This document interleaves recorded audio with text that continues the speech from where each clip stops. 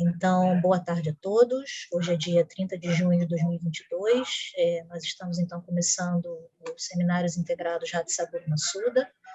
O nosso convidado de hoje é o doutor Murilo Vilaça. Murilo é colega nosso, né, credenciado aqui no mestrado profissional da Bioquímica. Ele é pesquisador associado da Fundação Oswaldo Cruz. O Murilo tem 2 doutorados, eu estava olhando o latte dele hoje, em Filosofia e Educação, e um na UFRJ e outro na UERJ, né? E defendeu um em 2013 e outro em 2014, então estou entendendo que você fez 2 doutorados ao mesmo tempo, né? Que é impressionante. Murilo é docente permanente em vários programas de pós-graduação da UFRJ, é membro da Comissão de Integridade e Pesquisa da Fiocruz, e tem experiência nas grandes áreas de ética, filosofia, bioética, e hoje vai falar um pouquinho para a gente sobre o trabalho dele, sobre a discussão de um trabalho específico, na verdade, né? Com isso, então, eu agradeço ao doutor Murilo e fica à vontade para começar aí a sua apresentação. Obrigado, Isabela. Eu tenho quanto tempo mesmo? São 40 minutos que a gente normalmente faz de exposição e depois a gente tem uma meia hora de discussão. Tá. Eu vou tentar ser até mais breve do que isso. Eu sempre falo isso, nunca consigo, mas um dia, enfim, pela insistência, vai acontecer. Mas eu queria agradecer, né, a você, ao Danilo, que são responsáveis pela disciplina, ao Massuda também por estar presente, intitula aí os seminários, né, o Massuda, e é um prazer e também uma honra ter sido convidado e poder compartilhar com vocês uma reflexão que não diz respeito tão precisamente sobre o meu tema de estudo, que é o que pode ser chamado de melhoramento humano, biomelhoramento humano. Existem várias traduções para o termo Human Enhancement, mas eu vou explicar um pouco à frente isso, mas é utilizar a tecnologia ou as tecnologias para seleção, modificação e, no limite, melhoramento da condição humana. Então, é isso que eu estudo. Então, a apresentação de hoje não vai ser sobre isso, mas vai tomar como um caso, né, motivador, vamos dizer assim, para a abordagem, esse tema. Isso foi passado para vocês anteriormente, né? O título da minha apresentação, o título dessa conversa hoje é Entre Saber e Opinar, para diferenciar uma conversa de bar de um debate acadêmico.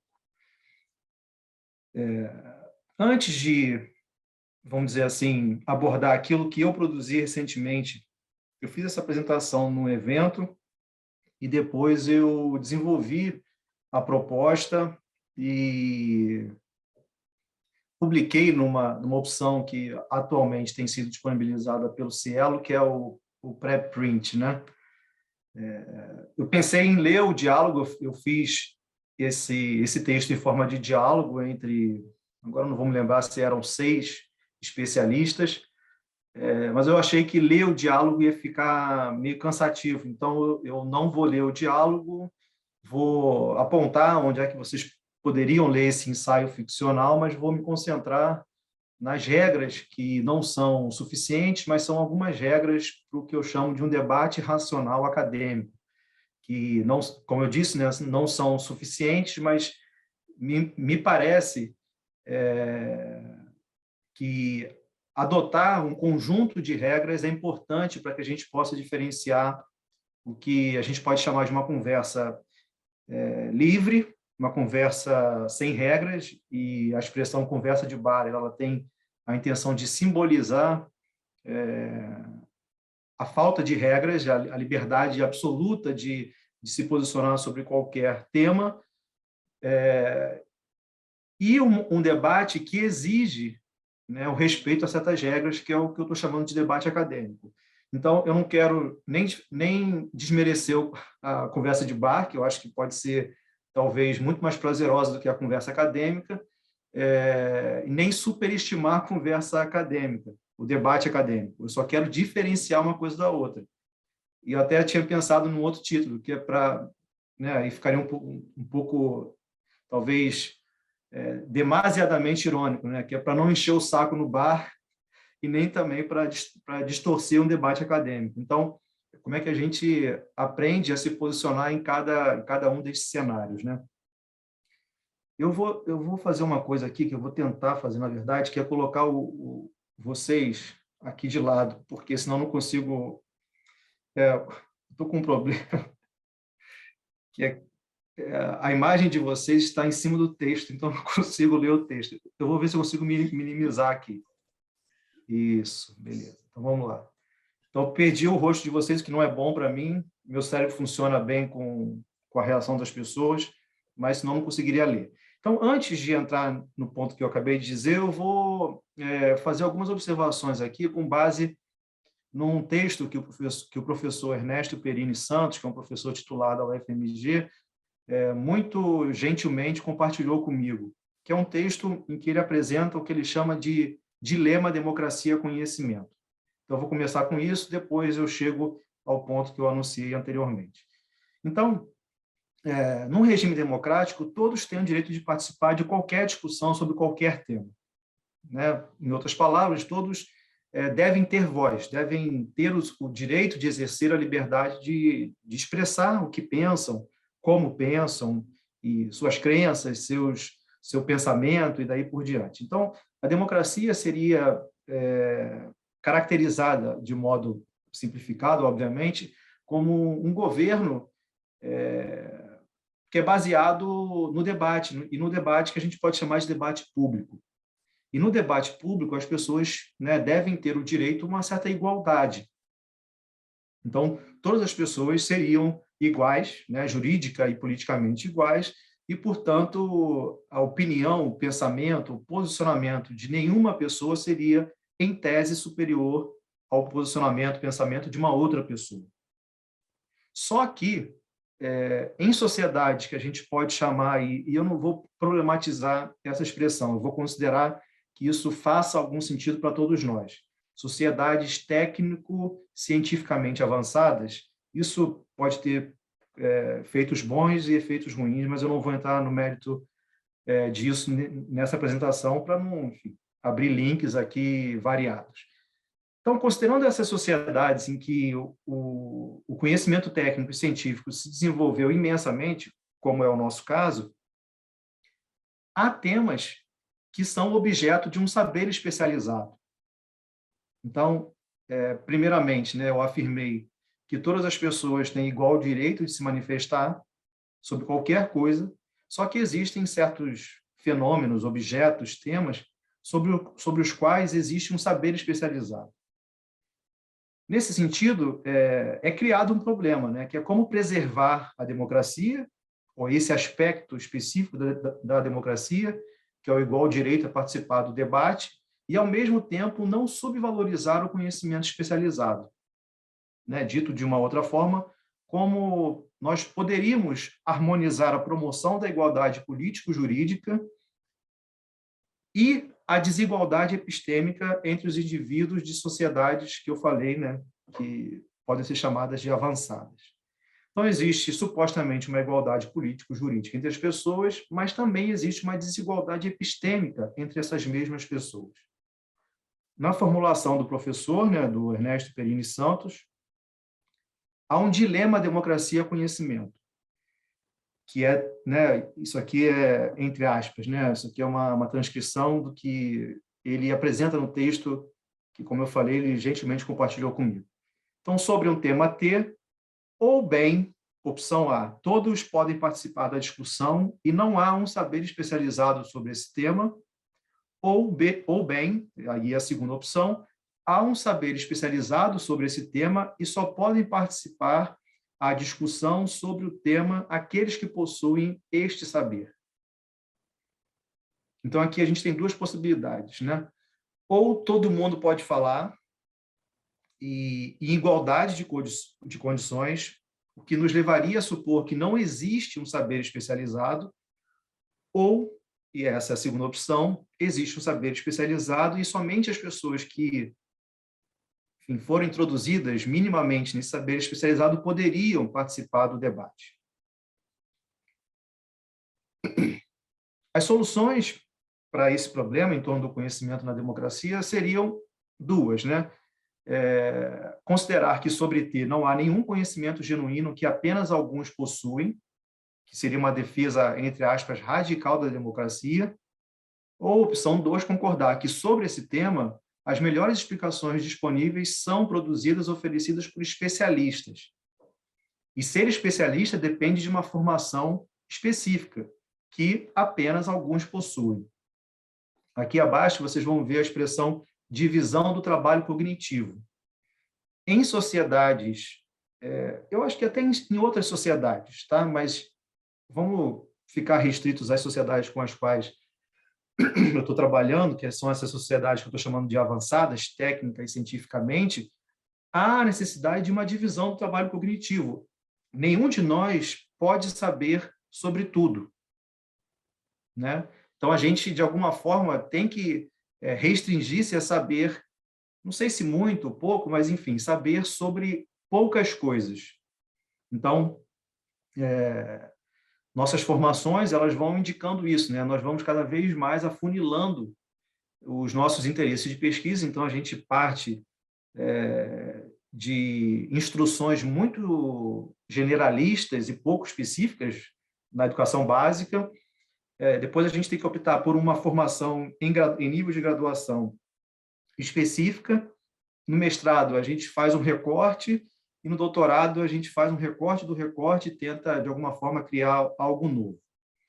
Então, supondo que a primeira alternativa seja implausível, né, não sei, depois no debate a gente pode falar sobre isso, mas supondo que não faça sentido dizer que não existe conhecimento genuíno ou específico sobre um tema, e que também há uma divisão do trabalho cognitivo em sociedades avançadas, a gente acaba ficando diante de um fato, ou de algo que parece ser um fato, que é a deferência epistêmica, ou seja, a necessidade de atribuir aos especialistas a tarefa de responder a certas questões sobre certos temas, objetos, fenômenos, o que exige que confiemos neles. No texto, o professor Ernesto dá vários exemplos. Um deles, por exemplo, foi a ocorrência de microcefalia em fetos, né, cujas mães tinham sido infectadas por Zika. Então, inicialmente, isso parecia ser um pouco misterioso. Por que que mulheres grávidas que tiveram Zika estavam gerando filhos com microcefalia? A gente poderia expandir isso para diversos outros exemplos, né? Ampliar isso para outros diversos exemplos, como da pandemia, né? O que um vírus, o que aparentemente, enfim, um agente, um patógeno está causando nas populações, quais são os sintomas, por que evolui de uma forma tão, às vezes, rápida e trágica, enfim. Então, a essas perguntas, nós devemos, ou para responder a essas perguntas, e aqui eu estou dando 2 exemplos do campo biológico, a gente deve recorrer, eu imagino, aos biólogos e as suas variantes, né? A gente não deve, por exemplo, recorrer a um filósofo, né? Inclusive, só para dar um exemplo, a minha formação é grandemente voltada para a filosofia, embora tenha outros braços, mas né, a minha formação mais, vamos dizer assim, o braço mais forte da minha formação é o braço filosófico. E teve um filósofo italiano, muitíssimo conhecido, que no início da pandemia disse que a pandemia era uma invenção, ou que era alguma coisa não verdadeira, que tinha o objetivo de dominar, né, as populações. Ele chegou, inclusive, a afirmar que a medicina, ele usou a medicina como exemplo, estava assumindo o papel da religião na época atual.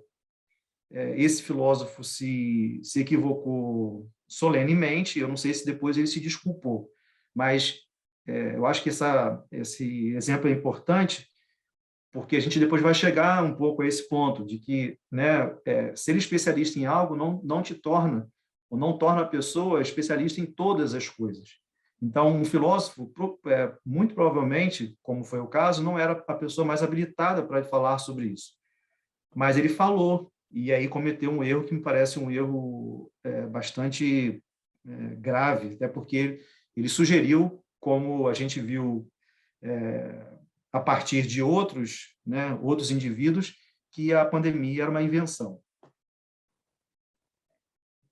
Então, continuando aqui, me apoiando no que o professor Ernesto tem abordado, né, existe um caráter difundido, né, pervasivo, de amplo espectro daquilo que ele chama de deferência epistêmica, que é isso, né, você dar ao outro, ou você pedir, vamos dizer, que o outro se manifeste sobre alguma coisa que você não sabe. Um outro exemplo que o Ernesto dá no texto é de duas pessoas, se não me falha a memória, que vão comprar um anel, vamos supor. E aí o anel é dourado, mas as pessoas não sabem se o anel é de ouro, né? Ser dourado não significa que seja de ouro. E aí você tem que recorrer a um ourives, a uma pessoa que sabe identificar o que é de ouro e o que é dourado, simplesmente. Então, isso não diz respeito somente aos cientistas, mas aos especialistas no sentido mais amplo. A gente poderia falar que um especialista, por exemplo, em refrigeração é a pessoa que deve ser mais habilitada para consertar uma geladeira, né? Um especialista em marcenaria para construir alguma coisa de madeira. E daí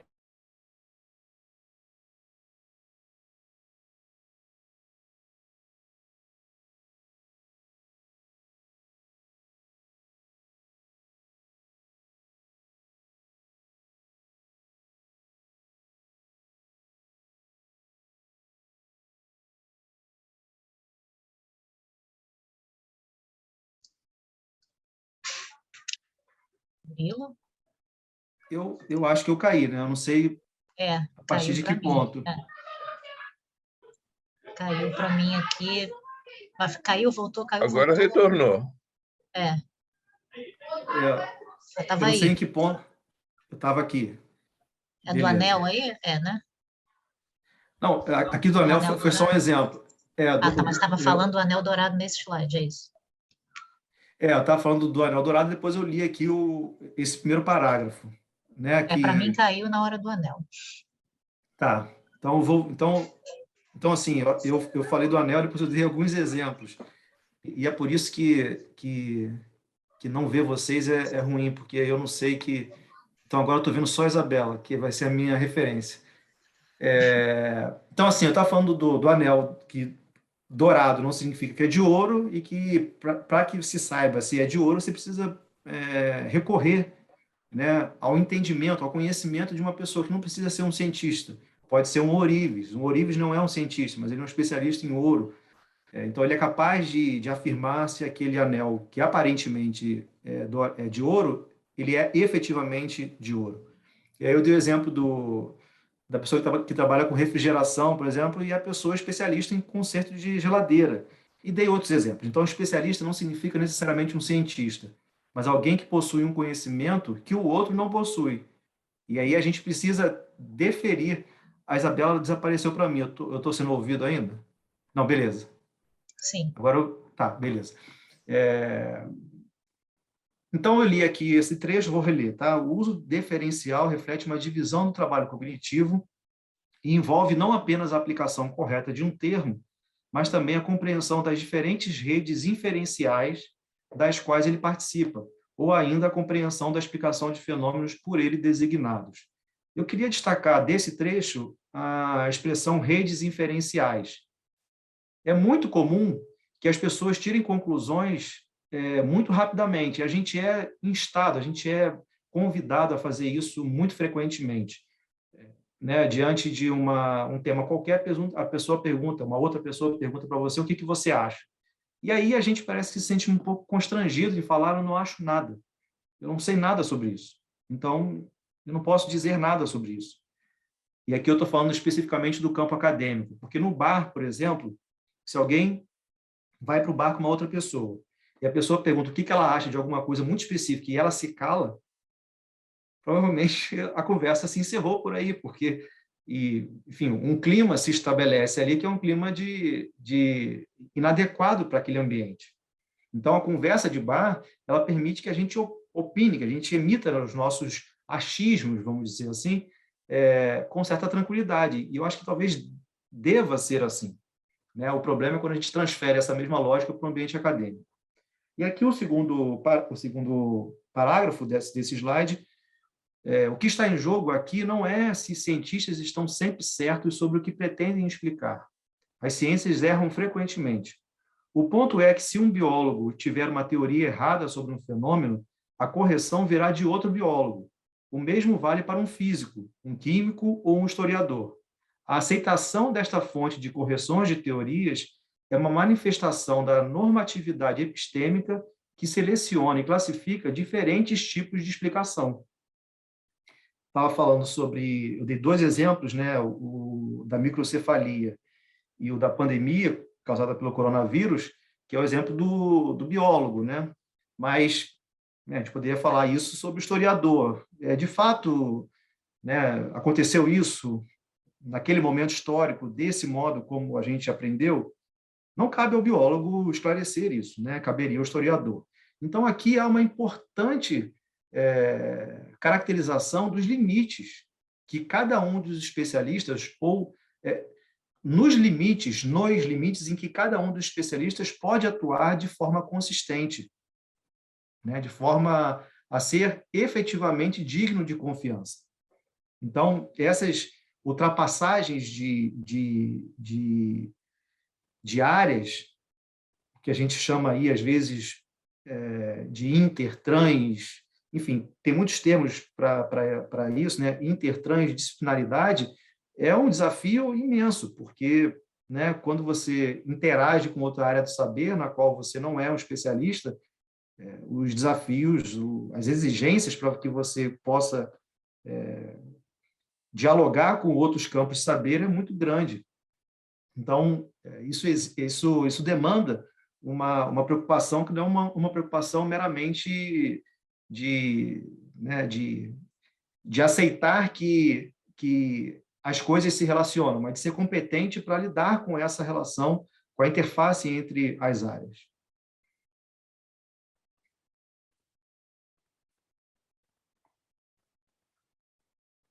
Estou tentando passar aqui para o próximo slide, foi agora. E aqui eu começo a entrar mais nesse ensaio, né, que eu desenvolvi. Então, a gente ouviu muito durante a pandemia sobre, né, o termo negacionismo.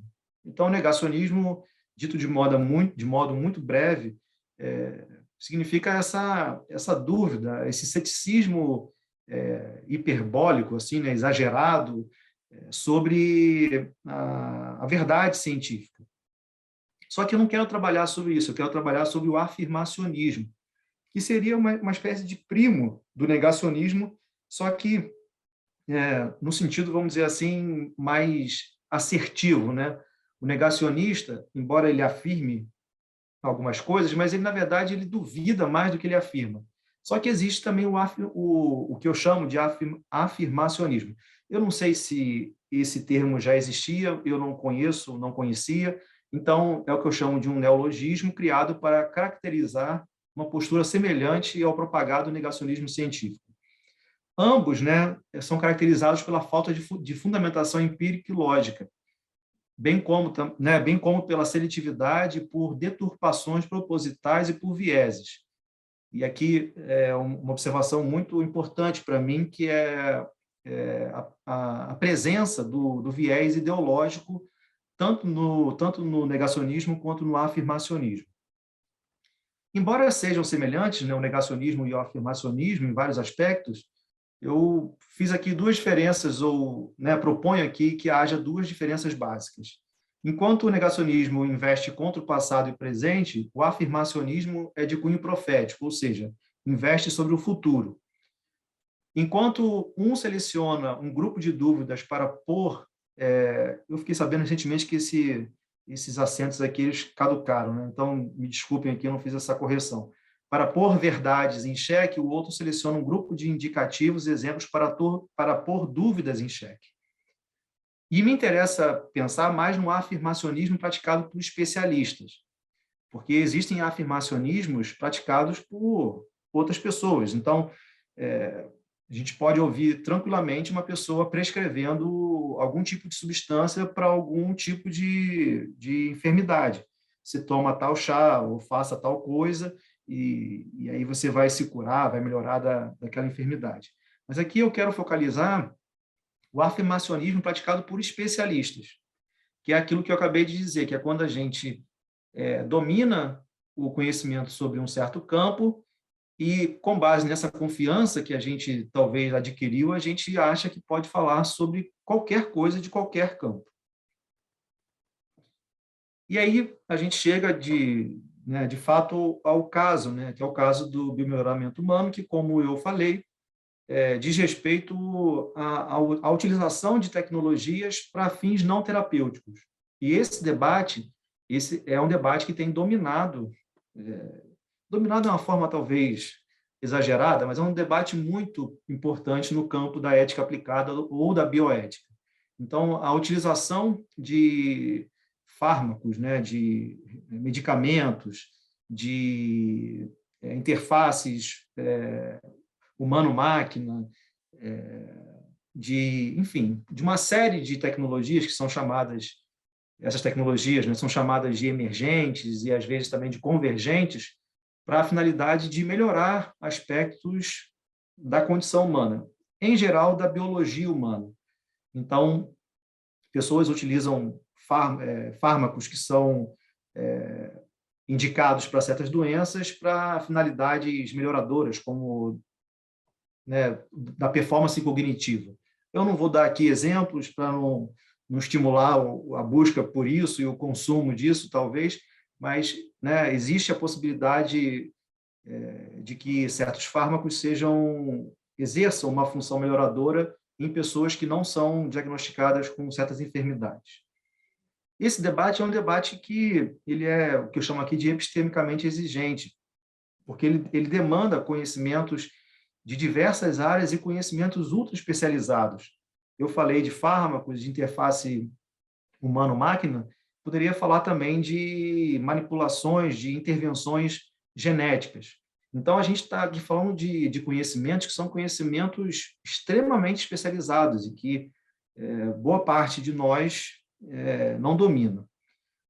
Todavia, muito frequentemente, vê-se a participação opinativa de indivíduos não especialistas neste tema, tá? Cujo propósito, aparentemente, é simplesmente assumir um dos lados do dilema. Existe uma tendência no debate prático que é polarizar, a gente vê isso em várias esferas da sociedade, não só no Brasil, mas também em outros lugares, mas aquilo que o professor, não sei se é Jungs ou Jungs o nome que se pronuncia o nome dele, mas o professor Jungs publicou um artigo na revista Bioética em que ele aborda o que ele chama de falácia dilemática, que é quando a gente pega um problema complexo e divide em duas possibilidades diametralmente opostas. A gente vê isso, para ilustrar muito claramente, diante do caso do aborto. Então, você tem a posição dos pró-vida, que são os contra o aborto, e a posição dos pró-escolha, que são a favor do aborto. Então, essa polarização que traduz esse entendimento de que problemas complexos podem ser divididos em duas opções excludentes, né? Se uma for verdadeira, a outra necessariamente é falsa, ela também caracteriza o debate sobre o biomelhoramento humano. Então, há pessoas que são a favor, né, como um todo, e há pessoas que são contra, como um todo. E isso, obviamente, não dá conta do debate, que é muito mais complexo do que simplesmente ser a favor ou ser contra. E essas pessoas, na falta de conhecimentos, emitem as suas opiniões, em geral, com base em posições ideológicas e né, depois no debate eu posso explicar isso melhor, também em obras ficcionais. Não é comum estar em algum ambiente em que a pessoa fala, não sei se todo mundo aqui viu, ou se alguém viu o filme Gattaca ou Gataca, eu já ouvi das duas formas, mas é um filme mais ou menos antigo, que fala sobre o melhoramento genético, né, de pessoas que nascem naturalmente, pessoas que nascem com base em fertilização in vitro, seleção de embriões, daí por diante. E é muito comum que as pessoas utilizem o argumento, isso não é um argumento, tá? Entre aspas, o argumento Gattaca ou Gataca contra o melhoramento humano.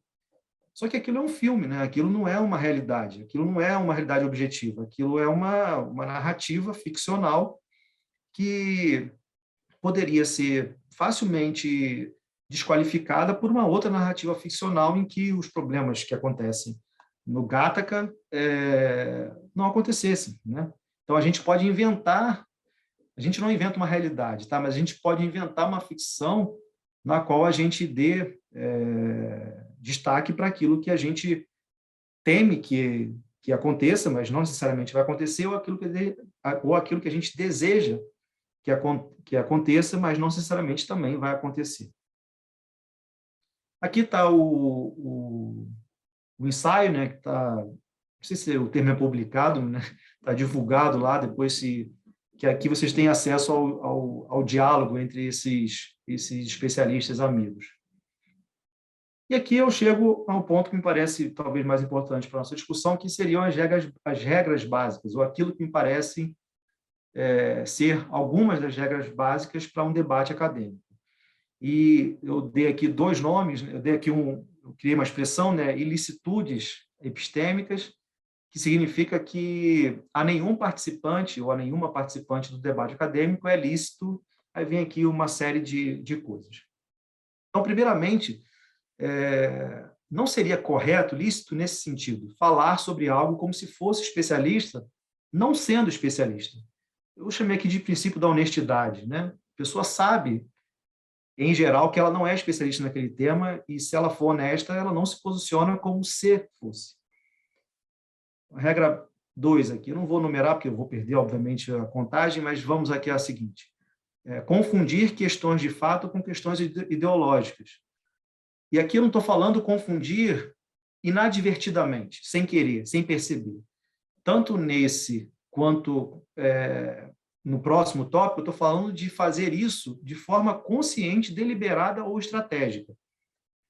Então, quando a gente confunde de forma proposital questões de fato com questões ideológicas e juízos de fato com juízos de valor, a gente está infringindo regras que me parecem muito importantes para que o debate prossiga, né?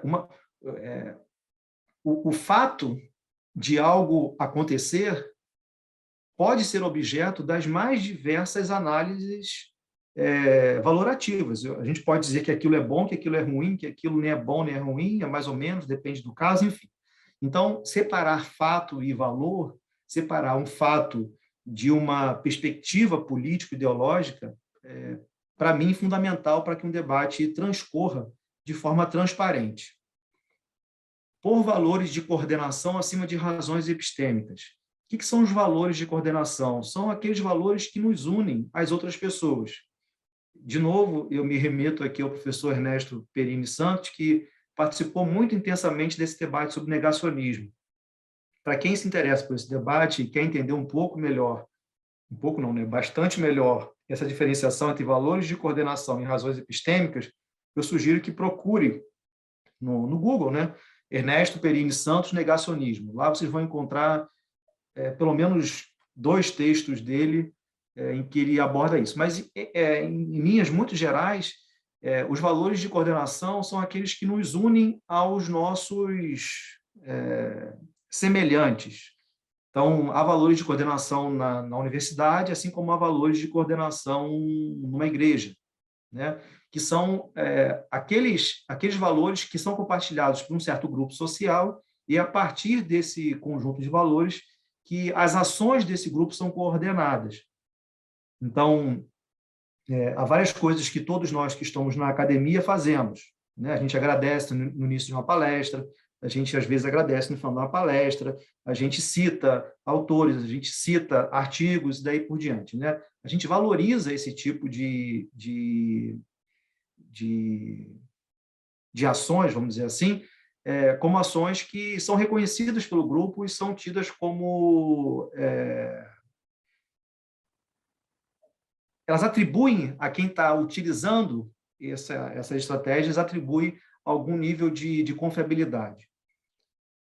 Né? Numa religião, a pessoa também tem uma série de ritos que elas têm que cumprir para poder ser, as pessoas, né, para poder serem aceitas por aquele grupo. Só que tem razões epistêmicas, que são razões que têm a pretensão de verdade. Então, nos valores de coordenação, a minha pretensão é de ser aceito. Nas razões epistêmicas, a minha pretensão é de estar certo no sentido de verdadeiro, não certo no sentido moral. Tá? Passando para o próximo tópico, utilizar deliberadamente analogias que deturpem ou confundam o debate, enviesando, né, com a finalidade de vencê-los. Isso também é muito comum. E talvez essa seja uma das principais preocupações que um participante de um debate tem que ter, que é sobre se o exemplo dado pelo seu interlocutor ele faz algum sentido. Porque não é muito incomum que a gente tente analisar o exemplo que foi dado pelo interlocutor e se perca completamente no debate, porque aquele exemplo não tinha nada a ver com o tema. Próximo tópico, assumir apenas a função performativa da primeira pessoa, né, que é o dono ou parâmetro da discussão, ou assumir a figura da terceira pessoa, que é aquela que vai julgar a discussão dos outros. Né? Primeira, segunda e terceira pessoa do singular, né? Eu e ele. E me parece que o mais importante no debate é que nós assumamos uma posição performativa de nós, né? A gente ingresse num debate como um participante de uma interlocução. Então, que a gente nem se posicione como aquela pessoa que vai, né, guiar o debate sozinho, nem aquela que vai julgar o debate dos outros, mas aquela que participa de um debate entre pessoas. Um outro ponto também que me parece problemático, né, que é quando a gente assume a posição do competidor, né, do combatente. Eu vou resumir aqui, que é quando a gente abre mão do entendimento e só busca ganhar a discussão. Então, no final das contas, eu só quero sair com a afirmação você está certo. Né? Isso pode ser dado gratuitamente para a pessoa, né? Apenas para ela parar de falar, por exemplo, não, beleza, você está certo, para interromper a discussão. Então, quando a pessoa entra num debate para competir ou para combater, ou seja, ele quer ganhar do outro, parece que o entendimento sobre alguma coisa, o entendimento entre duas pessoas, tá? Podem ser, obviamente, mais, sobre alguma coisa no mundo, ele já foi colocado em segundo plano. O objetivo não é se entender sobre alguma coisa no mundo. O objetivo é ganhar uma discussão, é sair de lá com a frase você venceu ou você está certo. Também me parece problemático proceder argumentativamente, contrapondo ilimitadamente especulações opostas, sem chegar a nenhuma conclusão ou defender qualquer tese, que também é bastante comum, que eu chamo aqui de problema da improdutividade argumentativa, que é quando, a cada passo que você dá, a pessoa apresenta uma especulação que se opõe àquilo ali. De fato, o mundo é muito complexo e dificilmente um exemplo, um argumento vai ser suficiente para dar conta dessa complexidade. Então, vai ter sempre alguma margem para alguma especulação oposta. Só que, quando isso é levado ao extremo, me parece que chega ao ponto em que a gente não avança no debate e se torna improdutivo, porque, né, a pessoa não se baseia, inclusive, na resposta que foi dada anteriormente. Ela sempre abre uma bifurcação. A cada passo que se dá em direção a alguma conclusão, ela abre uma bifurcação. No final desse debate, a gente não sabe, às vezes, nem qual era o assunto.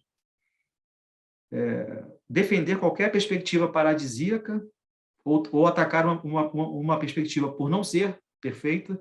Então, esse é um outro ponto. Não existe nenhuma perspectiva suficientemente perfeita, né, paradisíaca nesse sentido, que dê conta de todas as coisas. Então, as perspectivas, em geral, elas vão ter limites e vão ter falhas. mas elas podem ser, se não perfeitas, elas podem ser, pelo menos, melhores ou mais adequadas do que outras. Também não seria lícito utilizar um conceito técnico de uma forma imprecisa, e aqui eu dou alguns exemplos muito pertinentes ao meu tema de pesquisa, que é a ideia de risco. Ah, mas isso é arriscado. Tá, mas é arriscado, quão arriscado é, por que é arriscado? Você mensurou isso, o risco? É um risco objetivo, é um risco subjetivo? De que tipo de risco você está falando? De um risco local, de um risco global, e daí por diante. Então, termos técnicos devem ser usados precisamente. Também seria proibido afirmar algo sobre o mundo objetivo sem apresentar provas ou evidências daquilo que se disse, o que é muito comum também. Não, porque isso é assim, né? Mas onde estão as provas ou as evidências que subsidiam essa sua afirmação? Contradizer-se propositalmente para tentar salvar um argumento, né? Que é quando você, ao perceber que aquilo que você tinha afirmado se mostrou frágil, você muda o argumento sem informar ao seu interlocutor. Você pode até mudar o argumento, mas desde que você informe ao interlocutor que você está fazendo isso. Atribuir a alguém algo que não lhe seja pertinente, que não caracterize sua posição a fim de fragilizá-lo ou fragilizá-la. Existe uma falácia chamada ad hominem. Por algum motivo, os nomes das falácias estão em latim, né? Mas é quando você acusa uma pessoa, e você pode acusá-la de diversas formas, com o objetivo simplesmente de fragilizar a sua posição. E uma das formas é você atribuir que ela pensa ou que ela disse algo que ela não pensa ou não disse. Também seria problemático basear a argumentação numa possibilidade fantasiosa ou ficcional, e aí aqui eu pulo a próxima, porque diz quase que a mesma coisa. Basear sua argumentação normativa em especulações fantásticas. Tomar o todo pela parte também é muito problemático. Então, né, mas um debate sobre aborto, por exemplo, mas eu conheço uma pessoa, tá, mas conhecer uma pessoa é conhecer uma pessoa, isso não pode virar uma referência para o debate, né? Selecionar um exemplo sabido, estrategicamente conveniente, geralmente é o mais bizarro, né? A falácia do espantalho, né? Que é quando você pega uma coisa muito bizarra para utilizar contra um argumento. Ou também selecionar apenas exemplos que convijam com as suas teses, que aí, não sei se existe essa falácia, mas é a falácia da conveniência, quando a pessoa seleciona somente aquilo que respalda aquilo, né, o que ela quer defender. Os últimos dois tópicos aqui, o terceiro é mais uma que é fortemente desejável. Então, vamos lá. Reduzir múltiplas possibilidades de aplicações de algo a dois grupos ou campos diametralmente opostos, que foi aquilo que eu falei do dilemático, né? Um é bom, o outro é ruim, um é do bem, o outro é do mal. O que significa, né, reduzir o problema complexo a um dilema bem versus mal. E, por fim, aqui é fortemente desejável que o ou a participante seja plenamente capaz de separar a conduta ou a postura acadêmica da postura militante, embora a mesma pessoa possa exercer as duas performances na vida. Então, pessoas podem ser ao mesmo tempo acadêmicas e ativistas e militantes, mas me parece que é importante que a gente saiba diferenciar essas duas esferas, a esfera do debate acadêmico e a esfera da militância. Eu acho que é isso. Como já tinha antecipado, ia passar do tempo, uns 2 minutinhos. Agradeço a vocês por estarem me ouvindo. Agradeço ao Danilo que está fazendo que é o intérprete. Obrigado, tá, Danilo? Muito obrigado pela sua genial e tão importante tarefa. Obrigada, Murilo. Parabéns. Eu agradeço, né, em nome do nosso programa, a sua palestra, a sua fala, muito bacana, né? E muito importante, eu acho, refletir sobre todas essas coisas. Eu tenho aqui várias perguntas, várias questões, algumas delas são polêmicas, assim, mas eu vou abrir para o público fazer algumas perguntas e depois, se sobrar tempo, eu faço as minhas. Então, alguém tem alguma pergunta? Fiquem à vontade aí para abrir o microfone e falar. Oi, você consegue me ouvir? Sim. Boa tarde.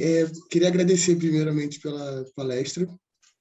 São umas reflexões muito importantes para a gente se fazer no momento atual.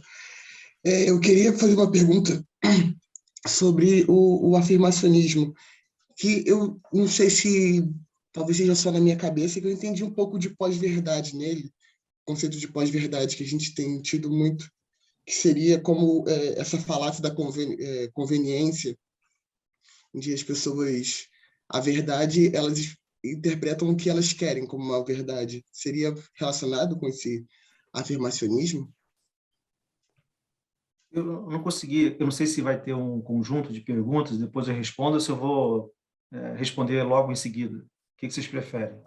Eu acho melhor você responder logo, Murilo, senão acho que a gente vai se perder na lista de perguntas. Eu não consegui identificar quem é que estava falando, então não vou poder me reportar o nome da pessoa. É o Mas, Alberto, beleza. Não, tranquilo. Então, Alberto, eu acho que você tem razão, acho que esse conceito de pós-verdade é um conceito que se aplica a qualquer perspectiva relativista, né? Relativista. Então, quando a gente defende que não existe parâmetro, e geralmente um parâmetro objetivo, para definir se alguma coisa é verdadeira ou é falsa, a gente está no campo da interpretação. Então, cada um tem a sua própria interpretação, cada um constrói a sua própria narrativa, e o mundo ele se ajusta à narrativa da pessoa. Só que isso não é verdadeiro, né? Eu posso dizer que o vírus não existe, me expor ao vírus, e, né, provavelmente há uma probabilidade imensamente grande de que eu seja contaminado e desenvolva, não tendo sido vacinado, enfim, a doença. Então, essa direção de ajuste mundo-palavra ou palavra-mundo, né, ela é um ponto bem importante desse debate. A pós-verdade é quando, eu estou simplificando um pouco, né, tem muita gente que estuda sobre isso, e eu não sou um estudioso sobre pós-verdade, mas é quando a minha interpretação ela é tão valorável quanto a de qualquer outra pessoa. Só que eu acho que no caso do afirmacionismo, então acho que isso se aplica um pouco mais claramente ao negacionismo, mas no caso do afirmacionismo, é quando eu acho que por saber alguma coisa, então eu não estou abrindo mão da verdade. As verdades do meu campo, eu respeito, mas por eu dominar as verdades do meu campo, eu acho que eu posso falar qualquer coisa sobre qualquer outro campo. Então, eu acho que não seria exatamente uma pós-verdade, porque o afirmacionista acadêmico ele não está abrindo mão do conceito de verdade. O que ele está dizendo é que o conceito de verdade ele domina tanto aquele conceito de verdade que ele pode usá-lo em qualquer instância, em qualquer área, em qualquer campo. Então, Alberto, não sei se ficou claro, caso não tenha ficado, você, por favor, me pergunte de novo.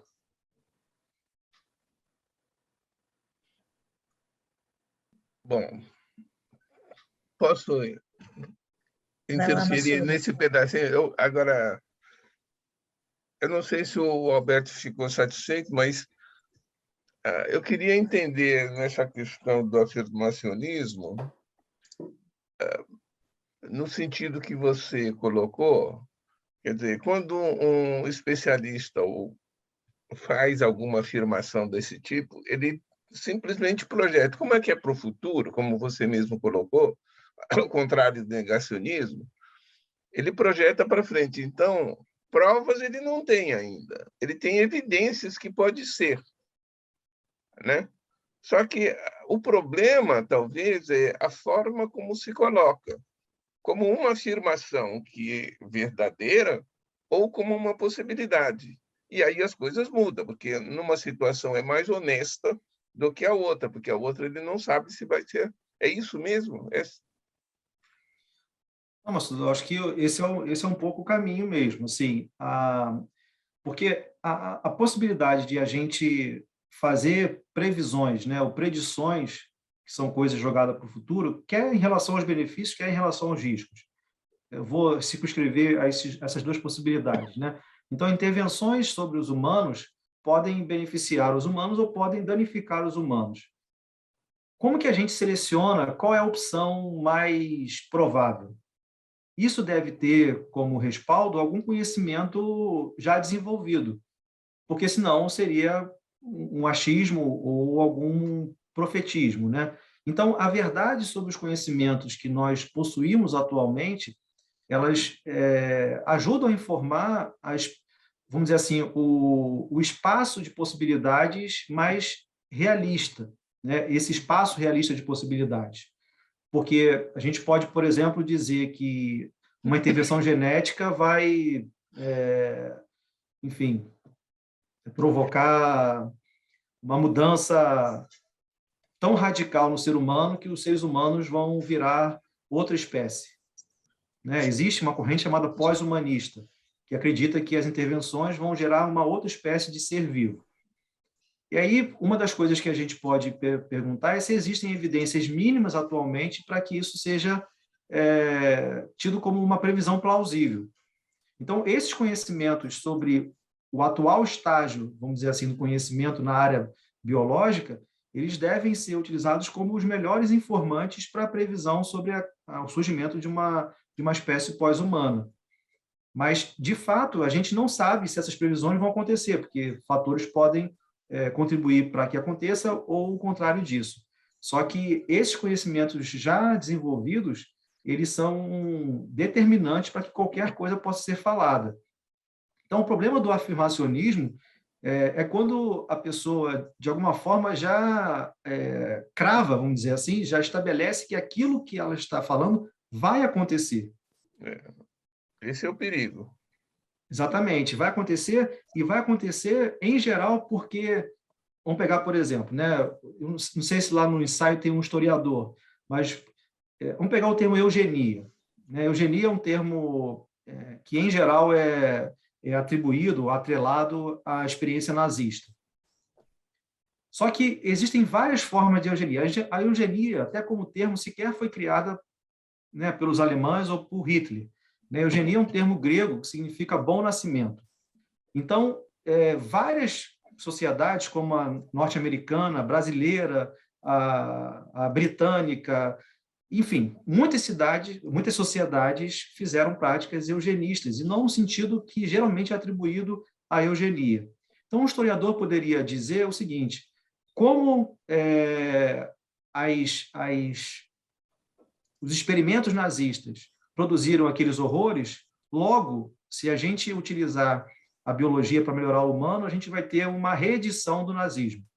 Eu acho que esse exemplo talvez ilustra um pouco o modo como uma previsão pode ser feita com base em um conhecimento que se tem, né? Houve o nazismo e experiências terríveis foram praticadas, mas disso não pode depender-se que necessariamente intervenções no nível biológico vão ser eugênicas nesse sentido nazista. E, em geral, isso é afirmado. Vou aproveitar aqui para agradecer também ao Alexandre, tá? Que está fazendo agora a tradução aqui para Libras.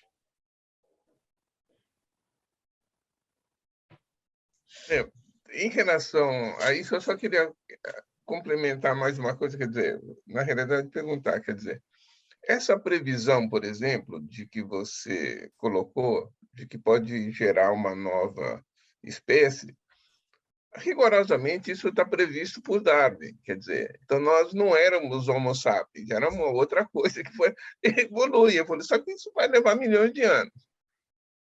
O problema da intervenção direta no genoma é uma coisa de maluco, no sentido de que você pode apressar ou destruir algumas... Tem um imponderável no meio, né?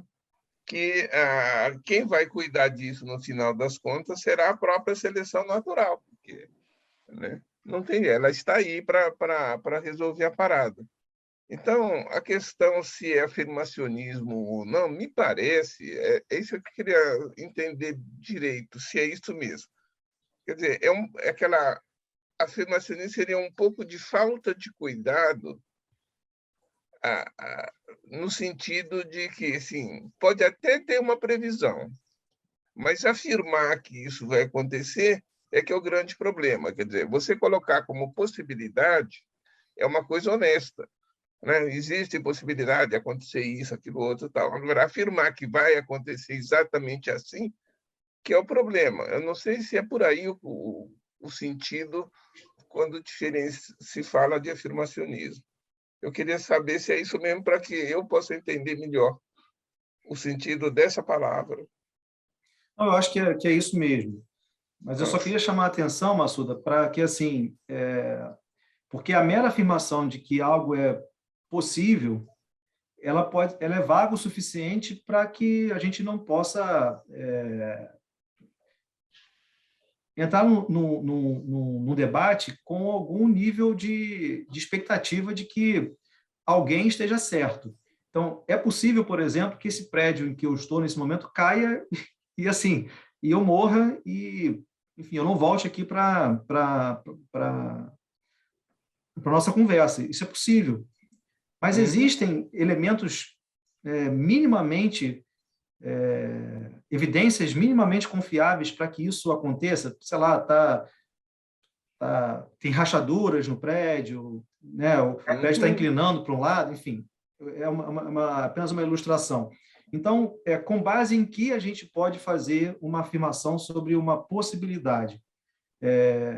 Porque, nesse caso que você falou, né, a intervenção sobre o genoma humano, ela é muito complexa, muito delicada, mas essa intervenção ela vem sendo feita em nível, vamos dizer assim, terapêutico, não há pouco tempo, e a gente não criou necessariamente uma nova espécie. Então, é um pouco esse o ponto. Percebam, né? Intervenções em nível biológico, não necessariamente genético, mas também, né, experimentos genéticos foram feitos pelo nazismo e geraram o que a gente sabe que gerou. Só que a gente não abriu mão dessas intervenções como um todo. A gente utiliza essas intervenções ainda, respeitando uma série de diretrizes éticas e tudo mais. Isso, então, assim, o ponto para mim é um pouco esse: afirmar que uma experiência passada vai ser reeditada necessariamente é um nível de afirmacionismo, vamos dizer assim, mais radical. Mas afirmar também, simplesmente que é possível, também é um afirmacionismo não radical, mas que eu poderia chamar aqui de, não sei se o termo leviano, acho que leviano é muito forte, mas é um afirmacionismo infantil. Pode ser, pode ser. Poder pode, mas existem elementos que indiquem que isso é o mais provável. Então, um pouco nesse sentido, assim, existem camadas, talvez, afirmacionistas, ou existem níveis de afirmacionismo, mas eu acho que, em geral, é isso que você está, né, afirmando mesmo. Muito bom, obrigado. Eu te agradeço, Massuda. Alguém tem mais coisas? Eu tenho, mas eu também estou esperando para dar espaço para, se mais alguém quiser falar.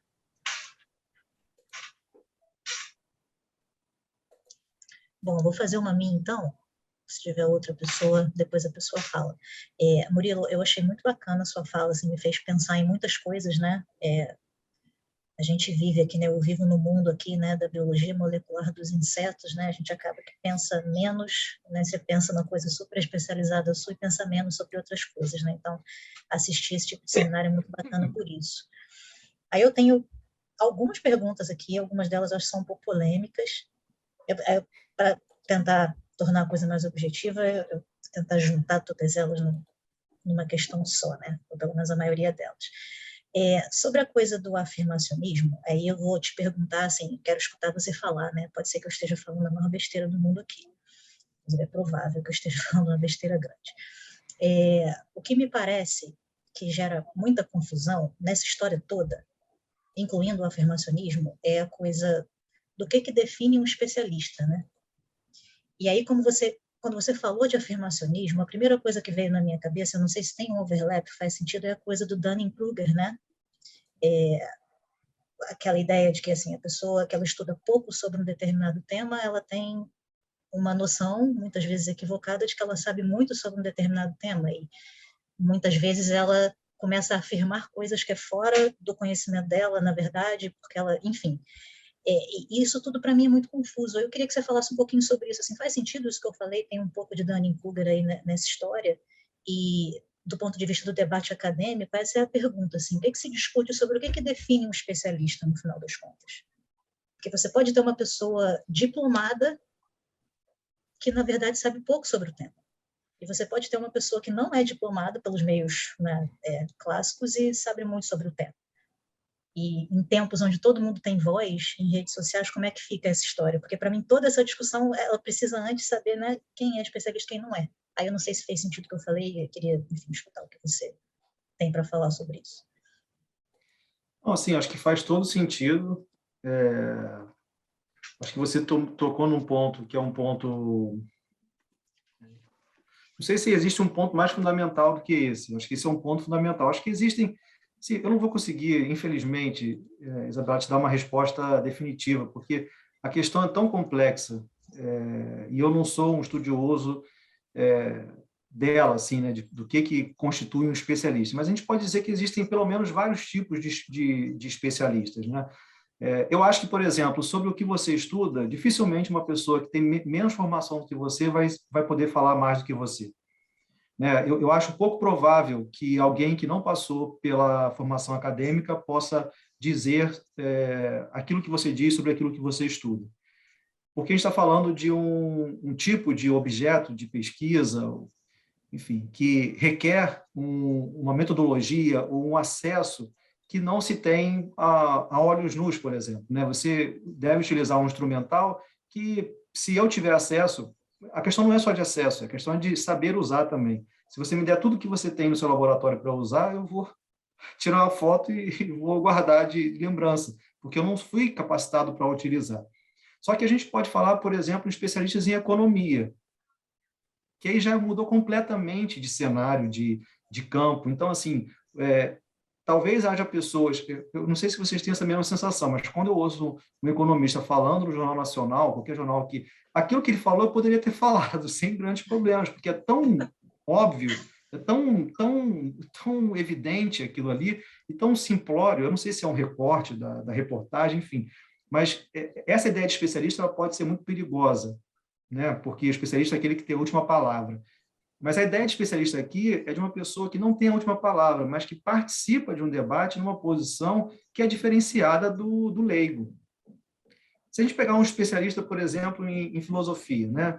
Esse filósofo que eu mencionei, ele é muito famoso, ele é um especialista, ele é uma das referências no debate sobre biopolítica, por exemplo. Só que ele se posicionou sobre uma coisa que ele não conhece. Então, esse posicionamento dele demonstrou, me parece, com muita clareza, os limites que qualquer âmbito do conhecimento estabelece. Então, assim, eu acho que, por exemplo, sobre biopolítica, dificilmente, sei lá,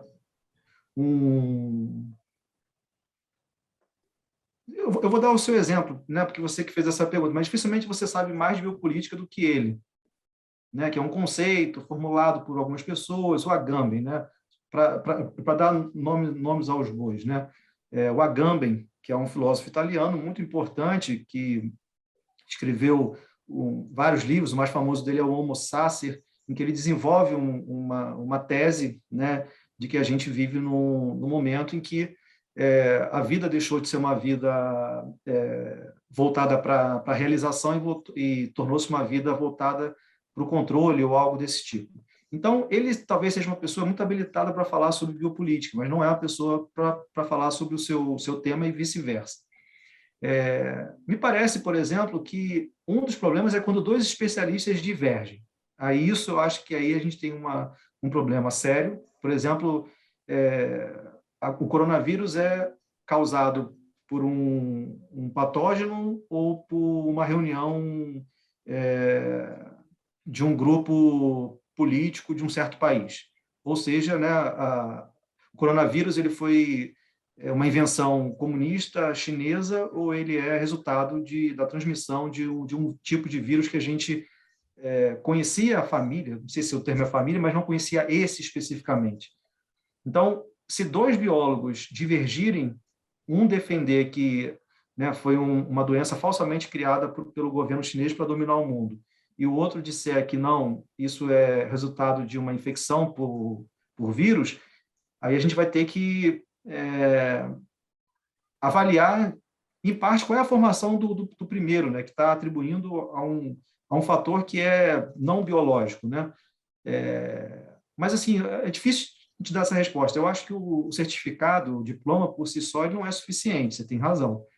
Eu não vou nem entrar muito nessa questão, porque é uma questão, além de polêmica, ela é muito, talvez, muito ampla, assim, né? De qual o nível de formação que pessoas intituladas têm efetivamente desenvolvido aí na graduação, na pós-graduação. Mas a definição de especialista, ela passa, em parte, por essa validação de uma comunidade, que é expressa também, em parte, pela certificação. Se a gente está dando certificação para pessoas não devidamente formadas, aí a gente precisa rever o processo, mas abrir mão do reconhecimento dos pares para a definição de quem é especialista, eu acho que isso não seria possível. Não existe uma definição, vamos dizer assim, metafísica, abstrata de especialista, né? Acaba que a gente é reconhecido como especialista pelos pares, e isso em diversos níveis, né? Um professor que aprova a gente numa disciplina e permite que a gente passe à frente. Numa banca, né, os membros da banca que dizem que aquele trabalho ali atingiu o nível mínimo, pelo menos, para poder que a pessoa ganhe o título, né, de mestre, doutor ou algo parecido. Então, passa por nós. Eu acho que nós temos alguns parâmetros. Esses parâmetros podem variar mais ou menos, mas também não podem variar absolutamente. Então, assim, eu não sei se... Eu não estou conseguindo responder com suficiência nada do que vocês estão perguntando, porque o tema é complexo, a pergunta é boa, mas eu acho que eu estou tentando manter o diálogo aqui e espero ter, né, apresentado algumas pistas, algumas dicas de como é que a gente avalia quem é o especialista. Então, para sintetizar, o certificado, o diploma não é suficiente, mas também, sem ele, eu acho que no tipo de sociedade que a gente organizou, a gente tem dificuldade. E também os níveis de conhecimento. Talvez um biólogo formado na UFRJ saiba menos de alguma coisa na prática do que um lavrador. Talvez. Saiba quando vai plantar, não sei o quê. Mas se você perguntar a ele a explicação do porquê que fazer aquilo daquele jeito é melhor do que de outro jeito, provavelmente ele vai só explicar por que funciona assim. Porque a tradição me diz que é assim, ou porque eu olho para a natureza e a natureza me diz isso. Só que ele está no nível da observação constatativa. Ele percebe que as coisas são assim, mas molecularmente, vamos pegar aqui, talvez ele não tenha, porque ele não domina todo o instrumental terminológico para falar sobre aquilo. Se esses conhecimentos são inferiores um ao outro, eu acho que é uma outra discussão, mas eu acho que eles são distintos. E essa distinção, eu acho que ela é importante para que a gente, aquilo que o Ernesto chama de divisão social, divisão do trabalho cognitivo, né? Existem certas coisas que o lavrador vai saber melhor do que qualquer, possivelmente, né? Do que qualquer biólogo de gabinete. Mas existem coisas que ele também não vai poder saber porque ele não está no gabinete, não passou por uma formação. O Murilo, eu não estou resistindo. Eu queria compartilhar com vocês uma definição que é jocosa, mas é sensacional sobre a questão do especialista. E ela foi dada por um professor da USP, muitos anos atrás, quando era estudante, e eu nunca esqueci dessa definição. Né? E a definição que ele dava era o seguinte... Opa! A definição que ele dava era a seguinte: especialista é o cara que sabe quase tudo do quase nada e não sabe quase nada do quase tudo. Direta, precisa, né? E isso, se eu uso essa definição, facilita muito para compreender muitas coisas. E o especialista é o contrário, é o cara que sabe pouquinho de quase tudo. No fundo é isso. O cara só sabe um pouco de quase tudo. Quando eu levo essa questão para a sua colocação logo no começo da democracia, né? em que aí eu vou colocar assim, a defesa radical da democracia. Para qual dos dois a gente vai trabalhar? Quer dizer, se eu uso essa definição de especialista, não tem jeito, porque o especialista não tem a mínima chance de participar de uma coisa, porque ele só sabe quase nada do quase tudo. Ele sabe muito de um pedacinho só, mas não sabe do conjunto. Então, a capacidade que ele teria de trabalhar para contribuir para um debate mais amplo, etc., fica muito diminuída se eu assumo esse tipo de definição. Eu só sei um pouquinho, eu sei quase tudo, mas daquele pedacinho só. Eu sou um grande especialista. Mas a democracia, no seu campo, ele é muito amplo. Então, eu vou precisar da ajuda para tentar entender e trabalhar de todas as outras possibilidades, né? Eu não sei se está ficando claro para você onde eu quero chegar, o ponto de discussão. Queria te ouvir um pouquinho sobre isso. Que o especialista tem essa limitação, né? De ser o cara que sabe quase tudo de uma área muito pequena. Por isso ele é um grande especialista. Mas, quando a coisa é mais ampla, você pega uma coisa social ampla para caramba, eu vou precisar de todos os outros especialistas, generalistas e tudo, para tentar elaborar alguma coisa inteligente no pedaço, né? Aí eu vou precisar de todo mundo, né, no debate para fazer isso. É um pouco por aí. Eu acho que a perspectiva do Freire no processo deles é um pouco por aí também. Então, a experiência do lavrador, do cara simples, ele tem a visão dele. Que eu não tenho, mas o que ele puder me transferir para saber se eu posso elaborar em cima do que ele percebe, se isso vai ajudar ou não. Então, a participação de todo mundo é importante nesse pedaço. Queria ouvir um pouco você nesse aspecto. Assim, eu acho que, além de estar clara a sua questão, eu acho que ela converge com esse entendimento de que não necessariamente existe uma sobreposição de um saber em relação ao outro. Num ambiente em que as pessoas devem entrar em diálogo, um dos pressupostos é que nós estejamos abertos ao aprendizado, né? E o aprendizado ele pode vir de diversas fontes. Mas eu acho que um outro aspecto também importante é que é isso, né? Um especialista, por exemplo, em física quântica, ele tem talvez pouca, vamos dizer assim, isso é sempre muito complicado porque as pessoas estão quantificando tudo, né? Eu já vi, por exemplo, livro de coach ou coaching quântico. Então, assim, a física quântica, acho que ela se arrependeu muito de, de, de existir, porque as pessoas estão fazendo o que querem com ela. Só que, seriamente,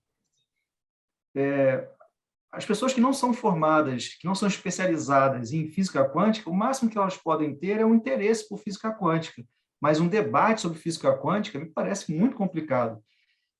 Eu sou um exemplo vivo disso. Assim, eu não conheço nada, não posso falar sobre nada. Quando eu vejo reportagens sobre isso, eu fico ouvindo simplesmente e passo para a próxima reportagem. Não consigo sequer formular uma pergunta.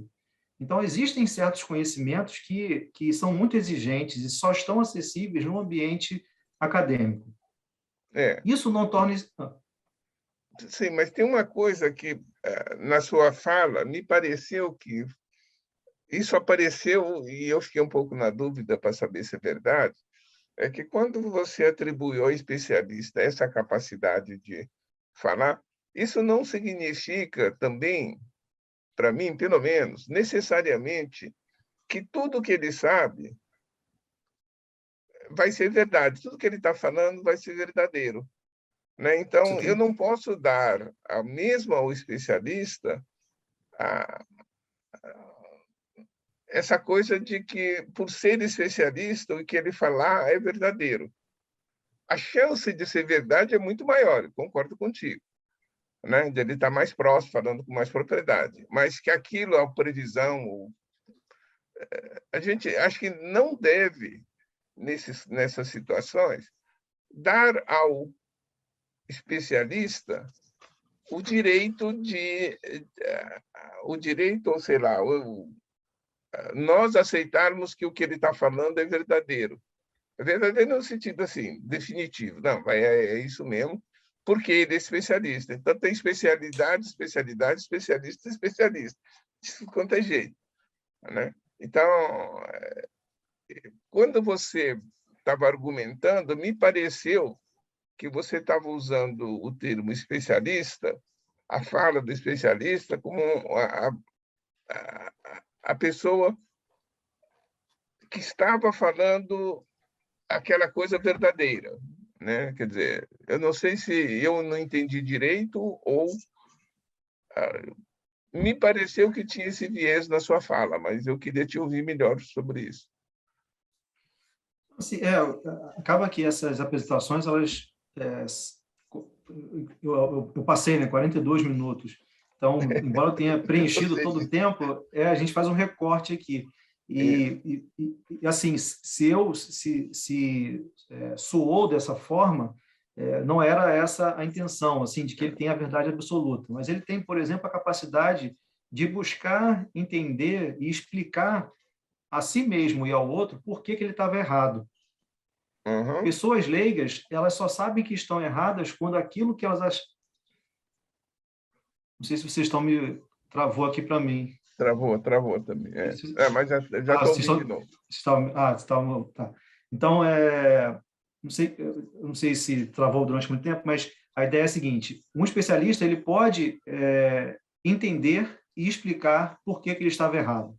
Um leigo, ele só vai entender que não estava errado se alguma coisa acontecer com ele. Então, vou pegar o exemplo da pandemia. Vacina não funciona, até que a mãe morra.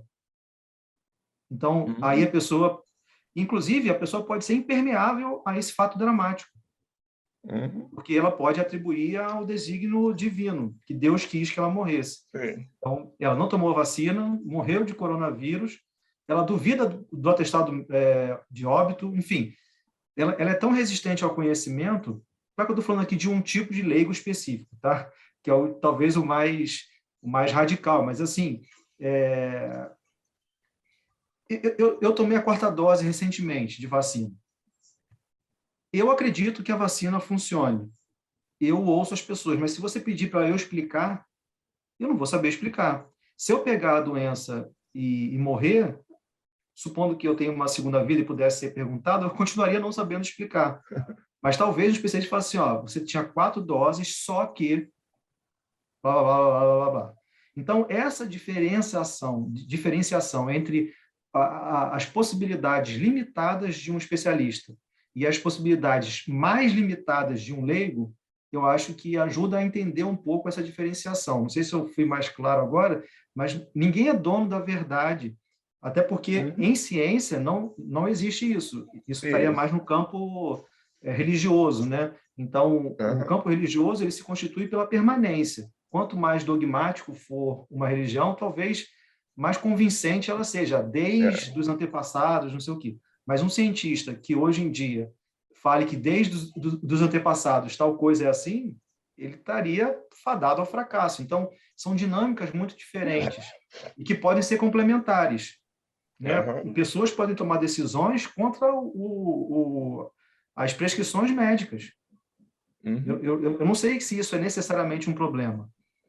Então, a pessoa consulta um médico, o médico fala, enfim, estou falando aqui médico, mas poderia ser qualquer outro especialista, faça desse modo e não faça de outro. E você tomar a decisão, né, por sua conta e risco, de fazer de um outro modo. Só que isso não atribui àquela pessoa o caráter de especialista naquilo ali. Atribui a ela o caráter de um indivíduo que toma decisões e que pode racionalmente selecionar em quem ele vai acreditar. Há pessoas que acreditam em reza. Vou pegar um outro exemplo, né? Cirurgias espirituais. pessoas não habilitadas tecnicamente que fazem incisões em corpos, né, de humanos. É impressionante isso. Isso é impressionante. Só que, ainda que os fiéis que vão até aqueles lugares relatem a cura, eu acho que a gente nunca vai poder atribuir àquela pessoa que fez a cura o caráter de especialista, né? Enfim, é difícil comprovar, é difícil uma série de... É outra dinâmica, inclusive epistêmica, né, de relação com o mundo. Enquanto do cientista ou do especialista se cobra evidências ou argumentos, nesses cenários que eu acabei de citar, se cobra confiança, fé, enfim, outros tipos de competências humanas, vamos dizer assim. Uhum. Não, obrigado. Eu fiz essa pergunta exatamente para que você pudesse esclarecer, porque pode ter parecido para alguns a mim, e eventualmente falei, opa, será que apareceu assim? Né? Então, essa questão do especialista que eu te perguntei era mais para ter uma oportunidade de esclarecer mesmo. Valeu, Murilo, obrigado. Eu te agradeço por ela. Murilo, são 3h30, a gente já chegou no nosso limite. Eu vou fazer só mais uma, um minutinho, só porque eu estou curiosa, queria saber o que você pensa. Eu queria sair um pouquinho da discussão do especialista, né? Assim, eu estou falando agora do universo da conversa do bar, né? Que é onde as pessoas, especialistas ou não, como aquela coisa, né, que você falou da defesa radical da democracia, todo mundo tem direito de opinar sobre tudo, né? Sobre questões, temas polêmicos, coisas que permeiam a sociedade de uma maneira geral. Você chamou a atenção do aborto e tal. Tendo dito isso, eu tenho escutado, e eu acho que todo mundo que está aqui na nossa microbolha, a gente tem escutado bastante uma expressão que é assim: eu não tenho lugar de fala nessas discussões, né? Tipicamente, assim, uma pessoa branca não tem lugar de fala numa discussão sobre racismo, ou uma pessoa hétero não tem lugar de fala, né? Enfim, eu tenho escutado bastante isso, e eu sigo, né, alguns sociólogos, filósofos em redes sociais, tá? Já escutei algumas discussões sobre essa frase específica, né, que vem de uma, pelo que eu entendi, vem de uma expressão que foi, enfim, criada por alguém e tal. Eu queria saber o que você acha disso nesse contexto. Eu já vou adiantar a minha opinião, assim, eu fico muito desconfortável com essa frase, assim, numa discussão onde você tem várias pessoas que fazem parte de uma sociedade discutindo alguma coisa. Eu tenho visto muitas pessoas se não dando opinião sobre alguma coisa que diretamente ou indiretamente faz parte da vida delas, com esse argumento que eu não tenho lugar de fala, ou seja, eu não tenho experiência, eu não vivi essa coisa, logo não vou me calar, a minha opinião não é bem-vinda. E aí eu queria saber o que você acha disso nesse contexto. Assim, você me fez uma pergunta anteriormente que foi a um dos cernes dessa questão, e agora você está fazendo uma outra pergunta que me deixa numa situação que é muito delicada, porque esse assunto é um assunto que me interessa particularmente e sobre o qual eu falo muito pouco, ainda mais quando está sendo gravado. Eu não sei... Bom, fica à vontade se você não quiser responder. Não, eu me sinto à vontade. O problema é o que as pessoas fazem depois com isso, né? Eu não tenho rede social, então, enfim, isso não vai chegar até mim diretamente. Essa gravação aqui, se você, ela fica à sua disposição. Se você não tiver à vontade, a gente pode não divulgá-la. Porque, assim, eu não vou falar nada... Fica à vontade para fazer o que você quiser. Então, assim, eu não vou falar nada que permita isso, mas as pessoas fazem o que elas querem com o que a gente fala, né? Uhum. Mas eu acho que essa afirmação é uma afirmação epistemicamente falsa. Não existe nenhum acesso privilegiado a um tema de debate por características identitárias ou características biológicas ou, enfim, o que quer que seja. Um dia um aluno veio me perguntar, ele queria estudar sobre gravidez na adolescência, um aluno. E aí ele ouviu de colegas dele que ele não poderia estudar gravidez na adolescência porque ele não era mulher. E ele me perguntou se eu concordava com aquilo. Eu falei assim, se eu concordar com isso, eu vou ter que abrir mão de qualquer possibilidade de explicação objetiva da realidade, porque tudo vira um subjetivismo, porque, assim, a ideia de lugar de fala é uma ideia que preencheu aí as seleções das palavras, tá? Vamos lá, vou com calma. Que preencher um requisito necessário para retirar pessoas de um lugar subalterno no debate e colocar dentro do debate. Só que isso depois se tornou uma espécie de privilégio no debate e, às vezes, uma exclusão do debate. Então, se eu não sou homossexual, não sou negro, enfim, não sou mais uma série de coisas, eu não posso emitir qualquer juízo de fato ou de valor sobre aquele tema, o que me parece tão violento quanto quando essas pessoas eram excluídas do debate por questões de gênero ou de etnia e algo do tipo. Então, eu acho que houve uma confusão. Me parece que a pessoa que formulou essa ideia dificilmente estava mal intencionada, mas eu acho que um sociólogo, eu acho que é o Gessé, vem mostrando por que isso não faz sentido. Por que você circunscrever o acesso a um debate sobre um tema, a posse das características que, de alguma forma, identificam aquele debate, seria um erro. Chamou o lugar? Vamos falar que tem mais para 95. Deixa eu mutar aqui. Desculpa, tinha alguém com o microfone aberto. Não, sem problema. Então, é um erro epistêmico e caberia a quem defende isso mostrar por que, com razões epistêmicas, a pessoa está certa. Para voltar a uma expressão que eu utilizei, e, de novo, né, o Ernesto, a responsabilidade pela palestra é minha, mas o que for bom, a culpa é do Ernesto, que o Ernesto que vem falando sobre isso e, em conversas com ele, eu venho aprendendo. Mas são os valores de coordenação, que é como que você constitui uma tribo, um grupo, e como que esse grupo se protege das agressões que ele sofreu ou sofre historicamente.